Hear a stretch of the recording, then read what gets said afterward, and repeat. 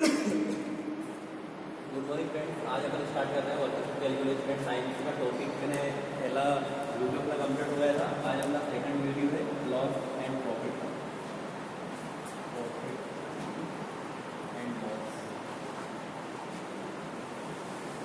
ठीक है, अब अपन आज जो प्रॉफिट एंड लॉस में पढ़ रहे हैं, आज अपन पढ़ेंगे पूरे परसेंटेज। ठीक है ना, कि कितने परसेंट को कितना अपन बनाते हैं। इसके बाद अपन क्वेश्चन करेंगे। तो मैं लिख रहा हूँ यहाँ पे 1/2%, 1/2%। इसका मतलब होता है कितना, 50।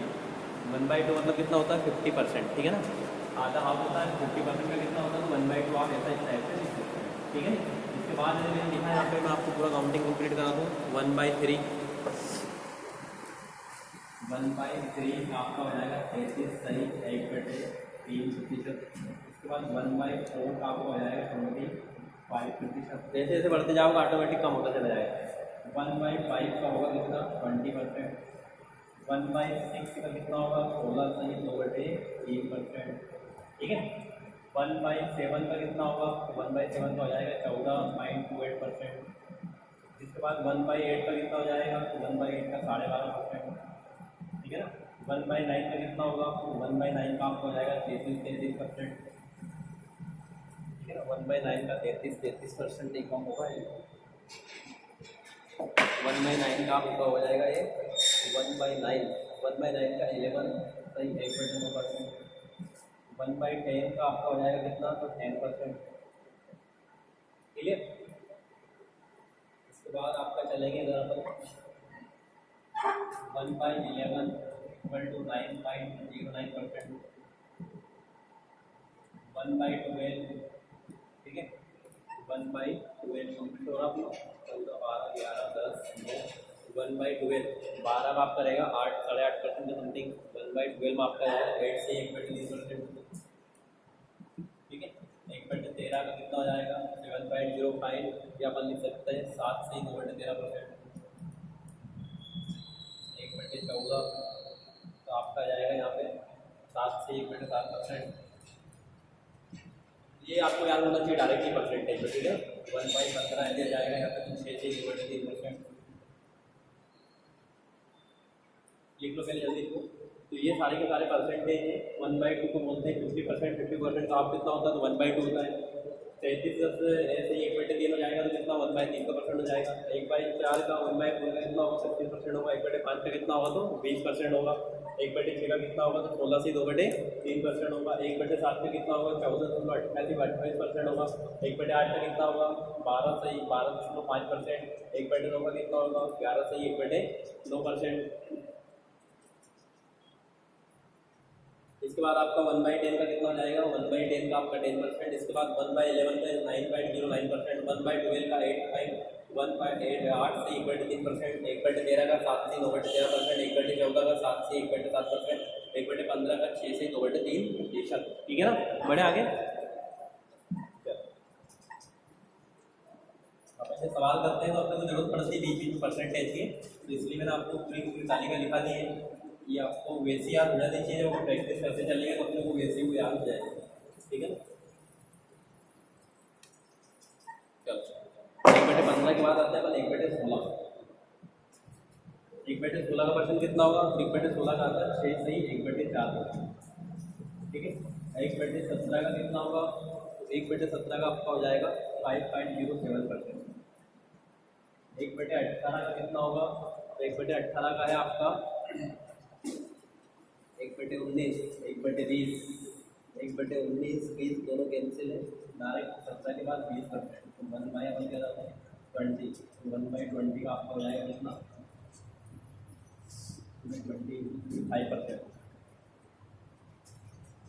उसके बाद आ रहा अपना 1/24। 1/24 का आपका रहेगा ये 4 से 1/6%। 1/25 का आपका हो जाएगा बराबर 4%। 25 शुगर तो ठीक है ना। देखो बनते कैसे हैं, जैसे मैंने लिखा 4%, तो 4% का मतलब क्या, 4/100। जैसे परसेंट हटेगा बटे में क्या लगेगा, 100वां पद, 200वां पद। इसको काटोगे जब 4 एकम 4, 4 दूनी 8, बच गया 2/20, 4 पंज 20, तो कितना है 1/25। क्लियर। इसी प्रकार यहाँ की यदि बात करूँ 1/16 का, तो 1/16 का परसेंटेज जो मैंने लिखा है 6 सही 1/4% लिखा है, तो 6 चुप 24 कितना हो जाएगा 25 बटे कितना 4 इंटू कितना 100, तो 25 बटे कितना 400। क्लियर? तो इस टाइप आपको मिल जाएगा 1 बटे 100। इस टाइप निकलते हैं पूरे के पूरे परसेंटेज है।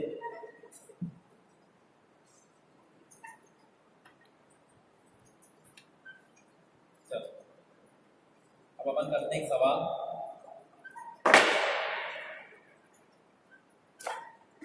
यदि कोई दुकानदार किसी वस्तु को 560 रुपये में बेचता है, यदि कोई दुकानदार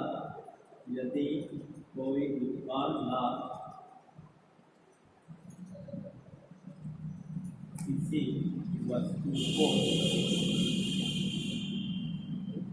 560 रुपये में बेचता है,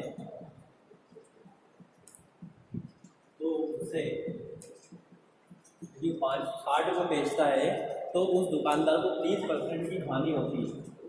उस दुकानदार को 30% की हानि होती है। यदि वहाँ 20% का लाभ कमाए, यदि वहाँ 20% का लाभ कमाने के लिए यदि वहाँ 20% का लाभ कमाने के लिए उस वस्तु को कितने रुपए में बेचेगा, कितने रुपए में बेचेगा या बेचता। सवाल समझ में आया? तो एक साइड पे क्या हो रही है, हानि हो रही है, तो हानि का परसेंटेज का फार्मूला अपने को पता है। एक साइड क्या हो रहा है, लाभ हो रहा है, तो लाभ का भी अपने को पता है। तो अपन इस सवाल को करने के लिए सबसे पहले क्या लिखते हैं, यहाँ पे दिया है। क्लियर? क्या दिया है? अपने को फार्मूला दिया है कि यदि कोई दुकानदार किसी वस्तु को 560 रुपये में बेचता है, तो बेचता मतलब सेलिंग करता है, सेलिंग करता मतलब आपका क्या जाएगा, विक्रय मूल्य। क्लियर? तो दिया है आपका विक्रय मूल्य को बोलता है एसपी को, एसपी को बोलते हैं क्या, सेलिंग प्राइस। सीपी को बोलते हैं कॉस्ट प्राइस, उसको बोला जाता है क्रय मूल्य। क्लियर? तो विक्रय मूल्य कितना है सामने वाले का 560 रुपये। उसको हानि कितने की हो रही है, तो उसको हानि कितने परसेंट की हो रही है, 20% की उसे हानि हो रही है। तो अपन क्यों ना पहले हानि ही निकाल लें। तो हानि परसेंटेज का फार्मूला होता है हानि बटे क्रय मूल्य। कितना? हानि बटे क्रय मूल्य इंटू कितना 100। क्लियर? तो हानि बटे क्रय मूल्य इसको 100 होगा। तो हानि कितने की होगी, सामने वाले को 30% की। बेचने की प्राइस कितनी है पता नहीं है, कितना लिखा है 560 रुपये लिखा है। ठीक है ना? तो अपने को विक्रय मूल्य निकालना, तो अपने पास फार्मूला विक्रय मूल्य के भी था। विक्रय मूल्य मतलब क्या होता है कि विक्रय मूल्य अपने पास हानि है, तो अपन क्या लिख सकते हैं, हानि बटे क्रय मूल्य इंटू 100। तो मुझे क्रय मूल्य तो पता नहीं है, ठीक है ना? तो हानि परसेंटेज कैसे निकालेंगे, इसके लिए अपने क्या करना पड़ेगा यहाँ पे, ठीक है ना? मेरे पास हानि हो रही है, लेकिन अपने को हानि निकालने के लिए पहले हानि आप डायरेक्ट निकाल नहीं सकते, तो हानि के लिए क्या करना पड़ेगा, हानि की स्थिति में कंडीशन आती है, उसमें निकालना पड़ता है अपने को क्रय मूल्य। तो क्रय मूल्य जब तक मुझे प्राप्त नहीं होगा, जब तक मैं फार्मूला फिट नहीं कर सकता हूँ। ठीक है ना? तो अपन ने क्या लिखा, हानि की स्थिति में विक्रय मूल्य बराबर क्रय मूल्य इंटू 100 माइनस लॉस। तो विक्रय मूल्य कितने में है, सामने वाले 560 रुपये। क्रय मूल्य में नहीं पता मुझे, तो सीपी। अब 100 माइनस हानि कितने परसेंट की बंदे को, 30% की हानि हो रही है, तो 100 माइनस 30 बटे कितना 100। तो आपके पास आ जाएगा 560 बराबर सीपी। 100 में से 30 गए तो कितने बचे, 70 बटे कितना आ गए 100। ठीक है? देखो जल्दी पहले इसको मिटा दो, मैं लिख लिया होगा आपने यहाँ पर, देखो आगे।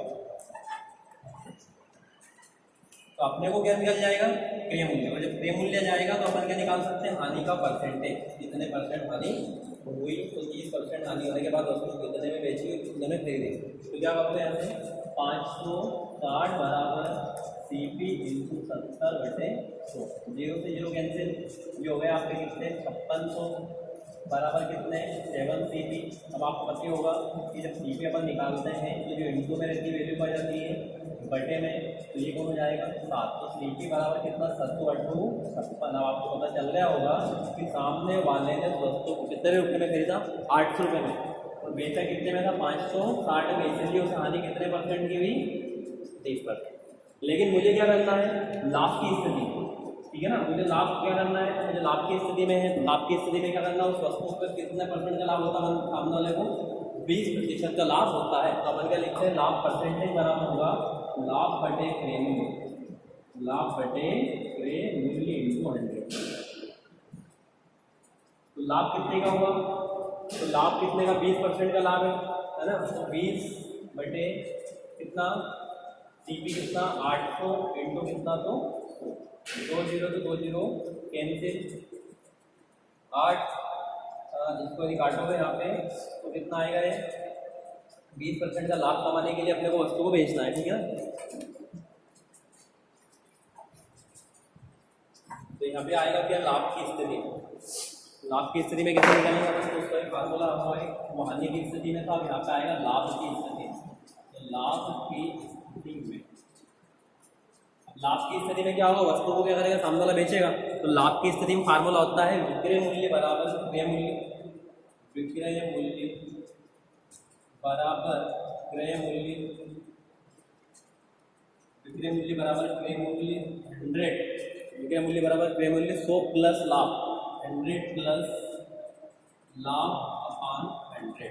तो विक्रय मूल्य कितना था, सामने वाला बेचा कितने में था, 560 में। तो अब मुझे तो विक्रय मूल्य निकालना है इसका, तो अपने को कितने में बेचनी है, तो विक्रय मूल्य अपने वैसे का वैसा एसपी। विक्रय मूल्य कितना है अपने पास, 800 रुपये इंटू कितना 100, कितने परसेंट लाभ पे बेचा, 20 रुपये, बटे कितना 100। तो कितना आएगा अपने पास, 800 इंटू 100 में 20 जोड़ दो, 120 बटे 100। 1 जीरो से 1 जीरो, 1 जीरो से 1 जीरो कैंसिल, आपका कितना हो जाएगा, 12 8 96, मतलब 960। सामने वाले ने 20% का लाभ कमाया 800 रुपये पे, तो कितना जाएगा, 960 रुपये में वस्तु को बेचेगा, ठीक है।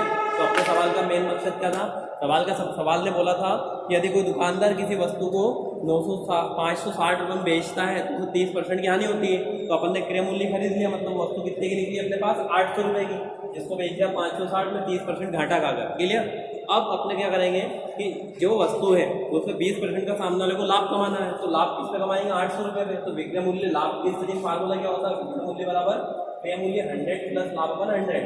तो 800 आया आपका क्रय मूल्य, 100 अपना परसेंटेज, लाभ कितने परसेंट, और 20 का 20 बटे कितना 100, तो 20 जोड़ दो कितने जाएंगे, 120 बटे 100, 2 जीरो से 2 जीरो कैंसिल, 12 98 960, क्लियर। तो वस्तु को कितने बेचेगा वो, 960 रुपये में वहाँ पे वो बेचेगा, ठीक है ना। देखो जल्दी इसको,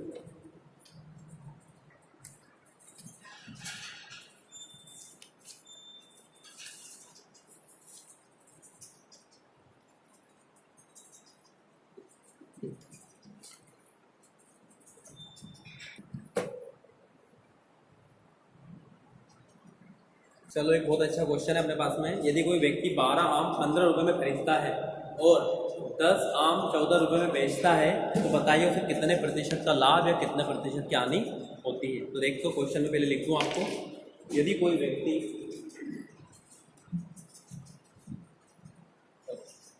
इस प्रकार के क्वेश्चन आपने अभी तक नहीं देखे होंगे, ठीक है ना। और ये 1 लाइन में क्वेश्चन एग्जाम में आते हैं, और अपने को लाभ हानि कितनी अच्छे से पढ़ लो, लास्ट में एग्जाम में अपने को एक एक लाइन के क्वेश्चन आएंगे जो अपने को पता नहीं चलेगा क्या परसेंटेज होगा, तो लाभ की हानि खत्म हो जाओगे। देखो क्या लिखा, यदि कोई व्यक्ति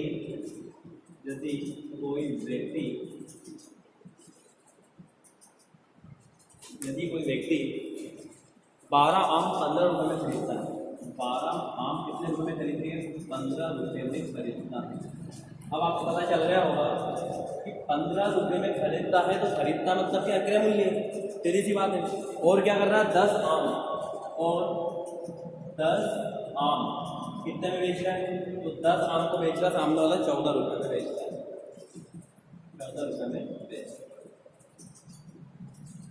अब बताइए उसे लाभ हुआ या उसे हानि हुई, तो क्या लिखेंगे अपन यहाँ पे, बताइए उसे लाभ या हानि हुई, जो भी हुआ, पर आपको कितने पता नहीं, परसेंटेज के रूप में पता नहीं है कि उसे लाभ भी हुआ है तो कितने परसेंट हुआ है, उसे हानि भी हुई है तो कितने परसेंट हुई है, क्लियर। सवाल में एक बार पढ़ दूँ, आपको लिखा है यदि कोई व्यक्ति 12 रुपये में 15 आम खरीदता है और 10 रुपये में और 10 आम 14 रुपये में बेचता है, तो उसे कितने रुपये की लाभ या कितने रुपये की हानि होती है, ठीक है। अब देखो यहाँ, यदि कोई व्यक्ति 12 रुपये में कितने आम, 15, यदि कोई व्यक्ति 10 रुपये में कितने आम, 14, समझ लेना थोड़ा ढंग से, ठीक है। इस प्रकार के सवालों को अपन करते हैं ट्रिक से, जैसे तुम ऐसे बनाने बैठ जाओगे तो बहुत काफ़ी टाइम लग जाएगा। तो क्या करते हैं अपन, लिख लो कि 12 आम कितने रुपये में, तो 12 आम 15 रुपये में, और 10 आम कितने रुपये में, 14 रुपये में, क्लियर। अब आप क्या कर दो, इनका क्रॉस मल्टीप्लिकेशन करो, तो 15 हम कितना जाएंगे, 150 से इसका क्या आ गया, सीपी आ गया।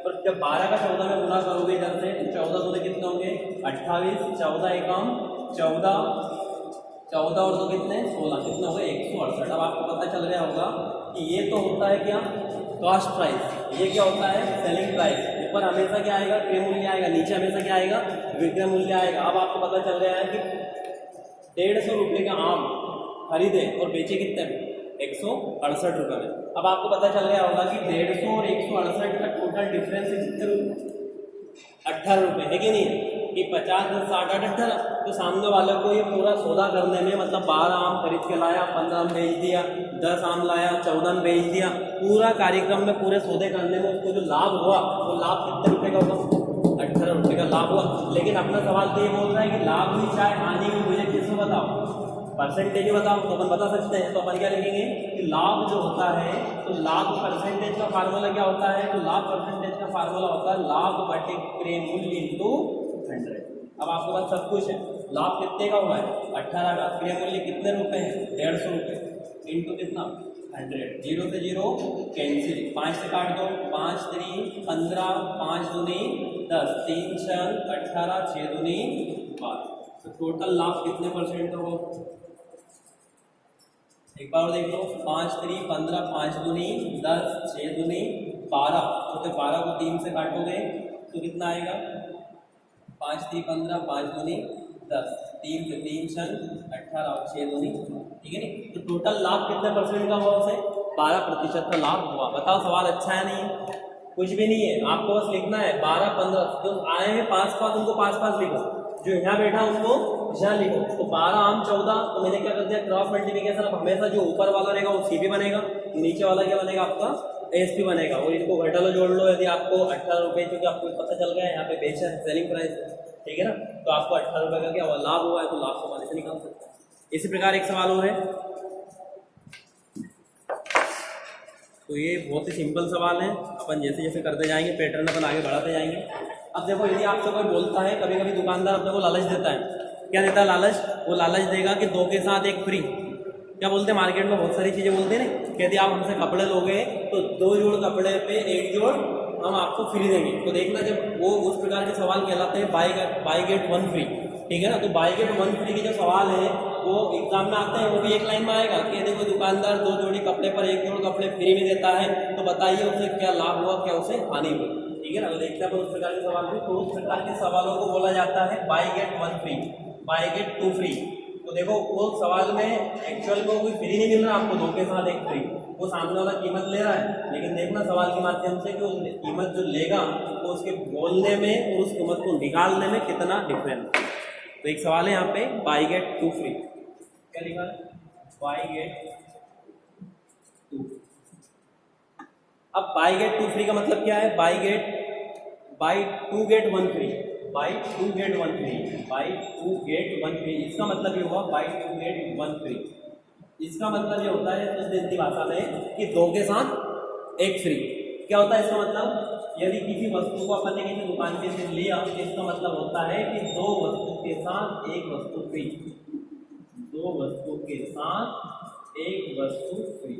यदि आपने किसी दुकान पे जाके 2 जींस के पेंट लिए तो 2 जींस के पेंट के साथ 1 पेंट क्या देगा आपको फ्री में देगा। तो फ्री में लिख तो रहा है लेकिन एक्चुअल में फ्री नहीं है। तो कैसे करोगे इस प्रकार के सवाल को बाई गेट 1 फ्री। तो क्या होगा कि बाई गेट 1 फ्री का मतलब ये है अपने पास में buy get 1 free, buy get 1 free मतलब ये हुआ कि आप जब सामने वाले सामान लोगे तो आपके पास सामान कितने आएंगे, वस्तु कितनी आएगी 3 वस्तु आएगी। क्यों, क्योंकि बाई गेट 2 के साथ 1 फ्री है, तो 2 के साथ 1 फ्री है तो वस्तु कितनी हो गई 3 हो गई। तो इनको परसेंटेज में कैसे निकालोगे, तो 3 को परसेंटेज में निकालने के लिए अपन क्या लिखेंगे 1/3। क्या लिखोगे यहाँ पे 1/3, और 1/3 का जब परसेंटेज निकालोगे तो किससे मल्टीप्लाई करोगे 100 से। तो आपको दुकानदार जो दे रहा सामान कितने में दे रहा 33%, और आपको पता है कि पास होने के लिए भी कितने परसेंट चाहिए 33। तो घाटे का सौदा है क्या, नहीं है ना। तो ऐसे ही है, कभी भी वो है ना कभी भी पागल नहीं बनेगा, हमेशा बनाएगा अपने को, कुछ भी लिखेगा। अब आपसे बोल दूं भैया कि बाई 3 गेट 1 फ्री, क्या लिख दिया मैंने बाई 3 गेट 1 फ्री। अब बताओ मैं आपसे पूछूं कि इसका परसेंटेज निकालो, तो आपको पता चल गया है कि सर हमारे पास वस्तु कितनी आई 4 आई। तो वस्तु 4 आई तो क्या लिखोगे 1/4, परसेंटेज के लिए क्या लिखोगे 100। तो ये वस्तु आपको दुकानदार को कितने परसेंट पड़ी 25% डिस्काउंट। कितना परसेंट डिस्काउंट के सामने वाले 25% डिस्काउंट। ये इस प्रकार के सवाल देखने को मिले, ठीक है ना। तो कुछ भी दे सकता अपने को, अपने से बोल सकता है 10/2 फ्री। तो 10/2 फ्री का मतलब ये क्या होगा कि वस्तु टोटल कितनी होगी 12, और 12 का परसेंटेज मैंने डायरेक्ट आपको बता दिया 8.5%। तो मैंने जो अभी पूरी की पूरी टेबल लिखी थी वो टेबल इन सवालों में सेकंड में काम करती है, ठीक है ना। कितने में? सेकंड में। मैंने बोल दिया बाय 3 गेट 1 फ्री, तो आपको पता चल गया 3 के साथ 1 जोड़ो कितना होगा 4, और 4 जब सामने वाला वस्तु दे रहा मतलब कितने परसेंट? 25%। क्लियर। मैं आपसे बोल दूं कि बाय 6 गेट 1 फ्री, 6 से 1 कितने हो गए 7, और 7 का परसेंटेज निकालोगे तो 14.28% आपका आंसर आ जाएगा। तो इस प्रकार ये सवाल होते हैं। फटाफट मैं आपसे बोल दूं बाय 7 गेट 3 फ्री, तो 7 के साथ 3 फ्री मतलब टोटल 10%, क्योंकि 7 3 10, 10 दाम 100, टोटल कितना हो जाएगा 10% हो जाएगा। तो ये इस प्रकार के सवाल भी है, buy get 2 free, buy get 1 free. अच्छा एक चीज और है, एक सवाल और है, सुन लो इस क्वेश्चन। कुछ इस प्रकार के भी सवाल हैं कि यदि कोई दुकानदार, क्वेश्चन सुनना बस, करना कुछ बच्चों की, ये क्वेश्चन जब एग्जाम में आएगा तो हम सिर्फ पढ़ेंगे, करेंगे नहीं, क्योंकि देख करने लायक नहीं है सवाल, सिर्फ पढ़ने लायक है, पढ़ते पढ़ते समझ में जाएगा। तो क्वेश्चन एक आया है कि यदि कोई दुकानदार 2 पंखे, यदि कोई दुकानदार 2 पंखे 800 के भाव से, किस भाव से? 800 के भाव से, यदि कोई दुकानदार 2 पंखे 800 रुपये में खरीदता है, एक पंखे को बेचने पर 12% का लाभ होता है, दूसरे पंखे को बेचने पर 12% की हानि होती है, तो बताइए कि दुकानदार को कितना लाभ और कितनी हानि हुई? बताओ क्या? कुछ भी नहीं। क्या हो वहाँ पे? कुछ भी नहीं, जबकि वहाँ लिखा रहेगा 12% लाभ, आंसर में 12% हानि। तो आपको पता चल रहा है कि जब दुकानदार ने भैया 2 पंखे 800 रुपये में लिए, एक पंखे को 12% लाभ पर बेच दिया, एक पंखे को उसने क्या करा 12% हानि पर बेच दिया, तो लाभ और हानि आपको पता है हमेशा मैथ से प्लस माइनस क्या होता है? माइनस होता है। क्या होता है? प्लस माइनस माइनस होगा। तो और इस सवाल की यदि मैं बात करूं यहाँ पे, तो ये माइनस का मतलब ये नहीं है कि माइनस चला जाएगा, ठीक है ना। उसे हानि तो यहाँ होगी, लेकिन ना तो उसे लाभ होगा और ना ही उसे हानि होगी। इस कंडीशन में यहाँ पे कुछ भी नहीं होगा कि 1200 रुपये जो 12% लाभ हानि आया, तो ये सवाल होगा 0, तो ना तो उसे लाभ होगा ना ही उसे हानि होगी। क्लियर। लेकिन एक सवाल और है, मैं आपको बता दूँ कि यदि कोई दुकानदार 1200 रुपये में, कितने रुपए में? यदि कोई दुकानदार एक वस्तु को 1200 रुपये में बेचता है, ठीक है ना, और एक वस्तु को 1200 रुपये में बेचता है और उस एक वस्तु को बेचने पर 20% का लाभ कमाता है। कितने परसेंट का? 20% का लाभ कमाता है, और दूसरी वस्तु को जब बेचता है तो 20% की उसे हानि होती है। यदि कोई दुकानदार किसी वस्तु को 1200 रुपये में खरीदता है, ठीक है ना, और 1200 रुपये में खरीदता है तो उसे कितने परसेंट का लाभ होता है? 20% का। जब बेचता है तो कितने परसेंट की हानि होती है? 20% की। तो बताइए उस दुकानदार को लाभ हुआ कि हानि?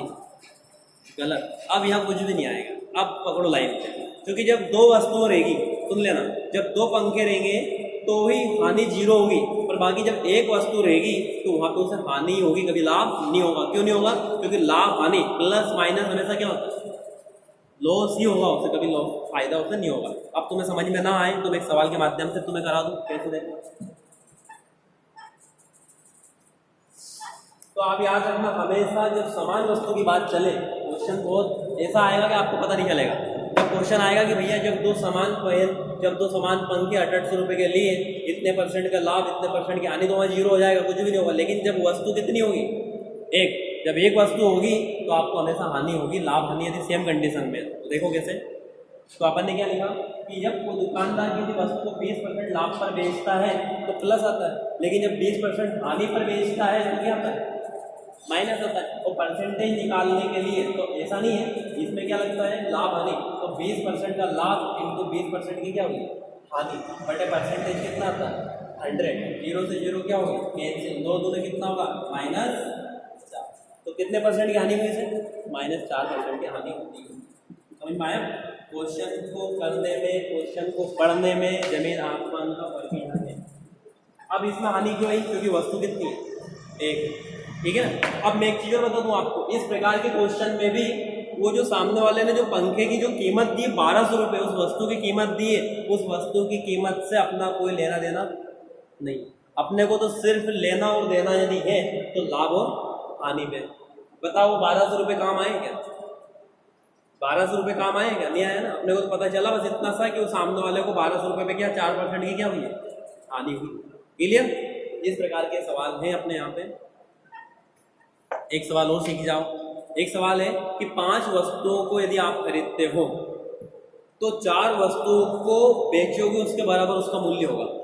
मतलब क्वेश्चन ये है कि 5 वस्तुओं का क्रय मूल्य 4 वस्तुओं के विक्रय मूल्य के बराबर है। सुन लिया कितना कि 5 वस्तुओं का क्रय मूल्य 5 वस्तुओं का क्रय मूल्य 4 वस्तुओं के विक्रय मूल्य के बराबर है। तो बताइए उस दुकानदार को कितने % की हानि हुई या कितने % का लाभ हुआ। कैसे करोगे भैया ये क्वेश्चन, कैसे कर पाओगे? तो इस क्वेश्चन को करने के लिए अपन क्या करते हैं, देखिए हम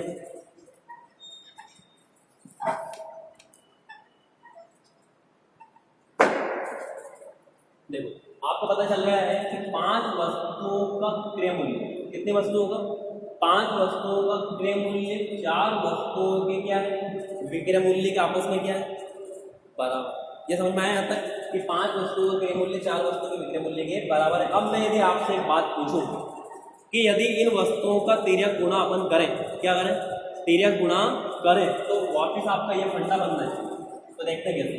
मैंने यहाँ पे क्या लिख दिया CP, यहाँ पे क्या लिख दिया SP, तो होगा क्या, ये कुछ ऐसा दिखेगा आपको, दिखेगा नहीं दिखेगा, ऐसे दिखेगा ना कि 4 वस्तुओं का, अब देखो गुणा करो, 5 वस्तुओं का क्रय मूल्य 4 वस्तुओं के विक्रय मूल्य आपस में कैसे बराबर। तो आपको पता चल गया है कि सामने वाले ने 4 रुपये में तो खरीदा और बेचा कितने में, 5 रुपये में बेचा है। तो 4 रुपये में खरीदा और 5 रुपये में जब बेचा है तो उसे फायदा कितने रुपए का, 1 रुपये का फायदा हुआ है। तो 1 रुपये का जब उसे फायदा हुआ है तो 1 रुपये का फायदा तो हुआ है, लेकिन जब फायदा हुआ है तो हो सकता है अपन ये बोल सकते हैं अपनी भाषा में क्या हुआ, लाभ हुआ। अब जब लाभ हुआ तो सामने वालों से ये पूछे कितने % हुआ है। तो फार्मूला क्या कहता है अपना लाभ का, अपना लाभ का फार्मूला बोलता है कि लाभ बटे क्रय मूल्य, क्या बोलता है, लाभ बटे क्रय मूल्य इंटू कौन 100।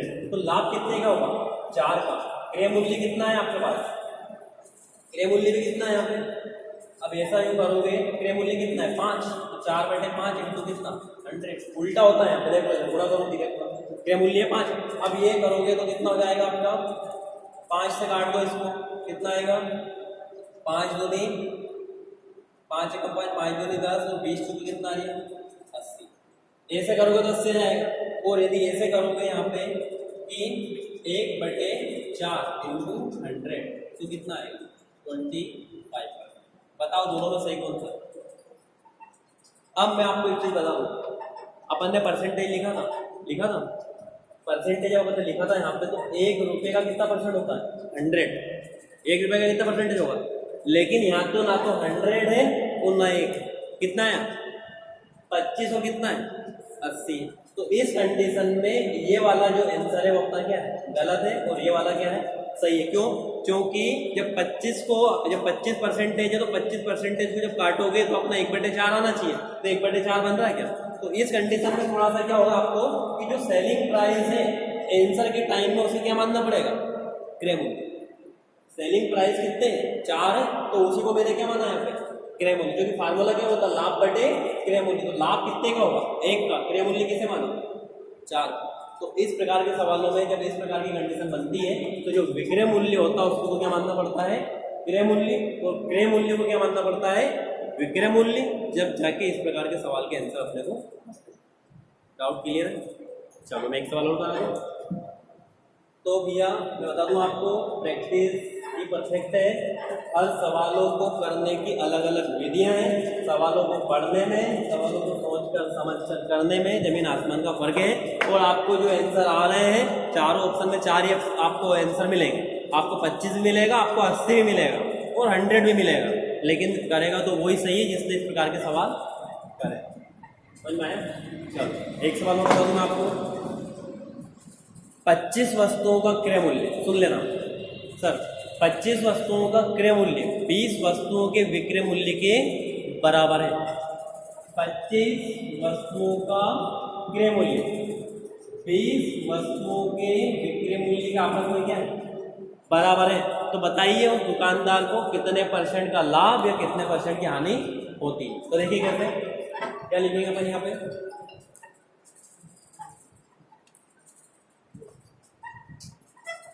देखिए अब अपन ने क्या करा यहाँ पे मैंने लिखा वापिस CP बटे क्या लिखा SP। अब आप इसको इस प्रकार से लिखोगे तो आपको कहीं ना कहीं इस प्रकार का दिखेगा। देखिए कैसे, 25 का गुणा सीपी में करूँगा कितना जाएगा 25 सीपी, 20 का गुणा एचपी में करूँगा कितना जाएगा 20 एचपी। तो आपको पता चल गया कि खरीदा कितने में, बेचा कितने में, तो कितने का फायदा हुआ, 5% का लाभ हुआ। लेकिन मैंने क्या बोली थी कि उस टाइम पे सेलिंग प्राइस तो क्या बन जाती है, कॉस्ट प्राइस, और कॉस्ट प्राइस क्या बन जाती है, सेलिंग प्राइस। तो आपने देखा कि 5% का लाभ तो हुआ, लेकिन क्रय मूल्य ये क्या है, विक्रय मूल्य, इसे मैं क्या मानूंगा, क्रय मूल्य। तो बटे में क्या आएगा 20 इंटू कौन 100। तो 20 एकम 20 मतलब 5 एकम 5, 5 चुका 20, और 20 को जब 4 को 25 से काटोगे तो कितने परसेंट का लाभ होगा दुकानदार, 25% का लाभ। इस प्रकार के क्वेश्चन है ये लाभ हानि के जो मैंने आपको कराए हैं, ठीक है ना। ये वन लाइनर क्वेश्चन अपने अपन हो सकता है तो कल भी क्वेश्चन इस लाभ हानि के करेंगे, नहीं तो कल से नेक्स्ट टॉपिक अपना चक्रवर्ती ब्याज कल से अपन स्टार्ट कर देंगे, ठीक है ना। आज के लिए इतने काफ़ी है। Thanks class.